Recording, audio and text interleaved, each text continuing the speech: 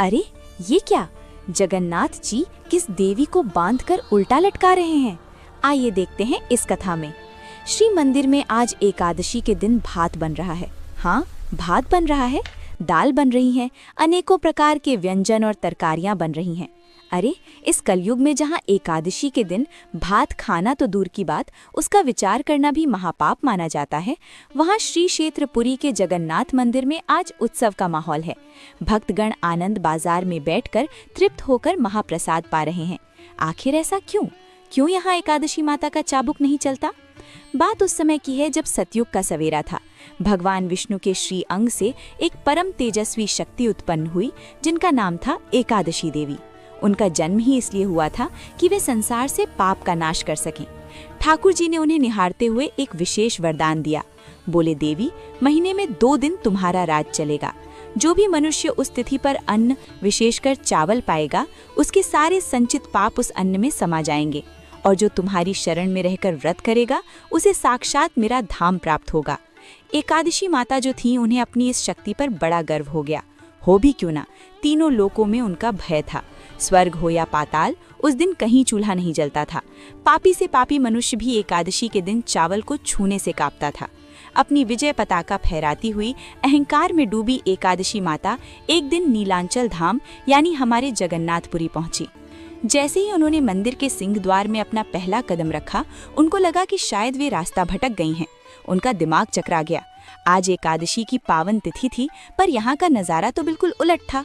आनंद बाजार में हजारों भक्त बैठे थे। कोई भूखा नहीं था, कोई प्यासा नहीं था। सबके सामने मिट्टी के कुल्हड़ों में गर्मा गर्म अन्न परोसा जा रहा था। भक्त बड़े चाव से जय जगन्नाथ का उद्घोष करते हुए उस भात को पा रहे थे। एकादशी माता का क्रोध 7वें आसमान पर पहुंच गया।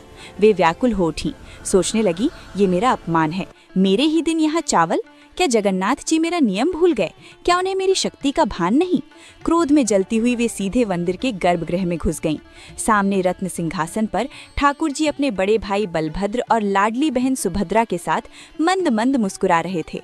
एकादशी माता ललकार कर बोली, प्रभु, ये क्या अनर्थ हो रहा है? आपने ही तो मुझे वरदान दिया था कि एकादशी को चावल में पाप पुरुष का वास होगा, तो आज आपके इस धाम में ये पाप की गंगा क्यों बह रही है? रोकिए इन भक्तों को, वरना मेरा शाप सबको भस्म कर देगा। ठाकुर जी ने बड़े प्रेम से देखा और शांत स्वर में बोले, देवी, शांत हो जाओ। तुम देख रही हो, वो साधारण चावल नहीं है, वो कैवल्य है, वो मेरा महाप्रसाद है। ये साक्षात मेरी जूठन है, और मेरी जूठन में कभी कोई पाप निवास नहीं कर सकता। इसके सामने कोई तिथि, कोई नक्षत्र, कोई नियम बड़ा नहीं है। परंतु एकादशी माता का अहंकार जो था, वो बहुत बड़ा हो चुका था। उनको लगा कि भगवान केवल अपने भक्तों का पक्ष ले रहे हैं। वे जिद पर अड़ गईं। बोली, नहीं प्रभु, नियम तो नियम होता है। अगर सारी दुनिया चावल नहीं पा रही, तो पुरी में भी कोई नहीं पाएगा। मैं अभी जाकर उन भक्तों के पत्तलों से वो अन्न छीन लूंगी। जैसे ही एकादशी माता पलटी और उन्होंने महाप्रसाद को रोकने के लिए अपना हाथ उठाया, तभी अचानक मंदिर का पूरा वातावरण बदल गया। ठाकुर जी की वो प्यारी सी मुस्कान ओझल हो गई। उनकी बड़ी बड़ी गोल आंखों में वो तेज आ गया जो प्रलय ला सकता है। क्योंकि ठाकुर जी सब कुछ सह सकते हैं, अपना अपमान सह सकते हैं, लेकिन अपने भक्त और अपने प्रसाद का अपमान उनसे सहन नहीं होता। ठाकुर जी की एक हुंकार गूंजी, जिसने पूरे नीलशैल पर्वत को हिला दिया। वे कड़क आवाज में बोले, रुको देवी, तुमने मेरे महाप्रसाद को पाप कहने का दुस्साहस कैसे किया? क्या तुम भूल गई हो कि ये महाप्रसाद साक्षात ब्रह्म है? इसके सामने वेद, पुराण और स्वयं तुम जैसी शक्तियां भी छोटी पड़ जाती हैं। पर प्रभु, नियम तो आपका ही बनाया हुआ है। अगर आज भक्त चावल पाएंगे तो मेरा व्रत खंडित हो जाएगा। मेरा मान कहाँ रहेगा? सुनो एकादशी, मंदिर की इस चौखट के बाहर पूरी दुनिया में तुम्हारा ही राज चलेगा। वो जो भी अन्न पाएगा उसे निश्चित ही पाप लगेगा। लेकिन ये श्री क्षेत्र है, ये मेरी पुरी है। यहाँ केवल एक ही नियम चलता है, प्रेम का नियम। यहाँ मेरे हाथ से निकला हुआ एक एक दाना अमृत है। यहाँ तुम्हारा कोई बस नहीं चलेगा। लेकिन एकादशी माता फिर भी नहीं मानी। वे बोली, मैं ये अन्याय नहीं होने दूंगी। मैं इसी सिंह द्वार पर खड़ी रहूंगी, और जो भी भक्त यहाँ महाप्रसाद पाएगा, मैं उसके सारे पुण्य छीन लूंगी। अब ठाकुर जी का धैर्य समाप्त हो चुका था। उन्होंने अपनी योग माया का आह्वान किया। बोले, तुम्हें अपनी शक्ति पर बहुत अभिमान है ना? तो आज से तुम्हारी ये शक्ति इस मंदिर की चार दीवारी के भीतर शून्य हो जाएगी। अगले ही पल एक चमत्कार हुआ। अदृश्य दिव्य जंजीरों ने एकादशी माता को जकड़ लिया। ठाकुर जी के आदेश पर उन्हें मंदिर के ईशान कोण में ले जाया गया और वहां उन्हें उल्टा लटकाकर बांध दिया गया। ठाकुर जी ने श्राप दिया, अब तुम यहीं बंदी बनकर रहोगी। तुम्हारी आंखों के सामने साल के 365 दिन, यहाँ तक कि एकादशी के दिन भी मेरे भक्त पेट भरकर महाप्रसाद पाएंगे। तुम सब देखोगी पर किसी को रोक नहीं पाओगी। यहाँ मेरी आज्ञा के बिना तुम पत्ता भी नहीं हिला सकोगी। एकादशी माता छटपटाने लगी। वे रोते हुए बोली, प्रभु, ये तो घोर अन्याय है। अगर मैं यहाँ ऐसे ही बंदी रहूंगी तो संसार मेरा सम्मान करना छोड़ देगा। क्या भक्त मुझे भूल जाएंगे? उनका सारा अहंकार मिट्टी में मिल चुका था। उन्हें समझ आ गया था कि मर्यादा पुरुषोत्तम के नियम भी उनके प्रेम के आगे हार जाते हैं।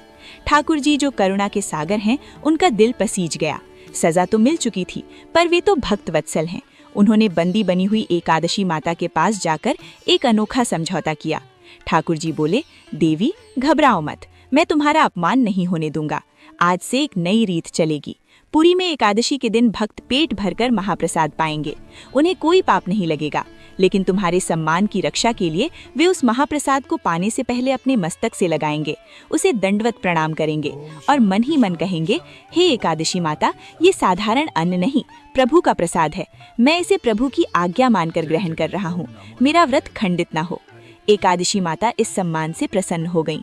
उन्होंने वचन दिया, प्रभु, जो भी भक्त इस भाव से पुरी में महाप्रसाद पाएगा, मैं उसके पाप नहीं गिनूंगी, बल्कि उसे 2 गुना पुण्य प्रदान करूंगी। यही कारण है कि आज भी जगन्नाथपुरी दुनिया की इकलौती ऐसी जगह है जहां एकादशी के दिन आनंद बाजार में हजारों भक्त बड़े आनंद से महाप्रसाद पाते नजर आते हैं। वहां मान्यता है कि यदि एकादशी के दिन आपको महाप्रसाद मिल जाए और आपने ये सोचकर उसे ठुकरा दिया कि आज मेरा व्रत है, तो वो साक्षात जगन्नाथ जी का तिरस्कार माना जाता है और उसका भारी पाप लगता है। आज भी मंदिर के बेड़ा काली मंदिर के पास एकादशी माता की मूर्ति स्थापित है, जहाँ वे मौन रहकर सब देखती है पर किसी को टोकती नहीं। ये कथा हमें सिखाती है कि धर्म में नियम तो बहुत हैं, पर प्रेम और ठाकुर जी का प्रसाद उन सब नियमों से ऊपर है। क्या आपने कभी ठाकुर जी का वो अलौकिक महाप्रसाद पाया है? अगर कभी पुरी जाए तो नियम के चक्कर में प्रसाद मत छोड़ना। अगर आपको हमारे जगन्नाथ जी की ये लीला पसंद आई हो तो वीडियो को लाइक, शेयर और सब्सक्राइब करना न भूलें। जय जगन्नाथ जी की जय। एकादशी माता।